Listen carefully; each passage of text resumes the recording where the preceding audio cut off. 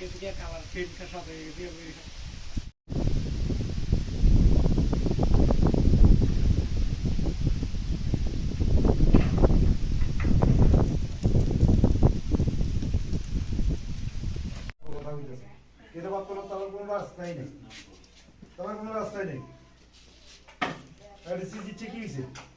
কি হয়েছিল?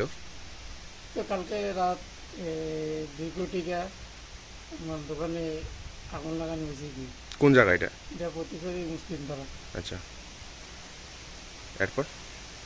এখন কে বা কার এটা তো আর কইতে পারি না।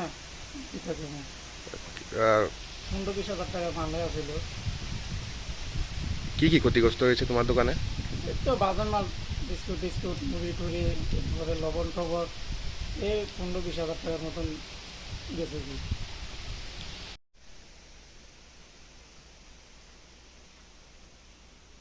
কি মুড়ি 1 বস্তা ছিল, লবণ 1 বস্তা।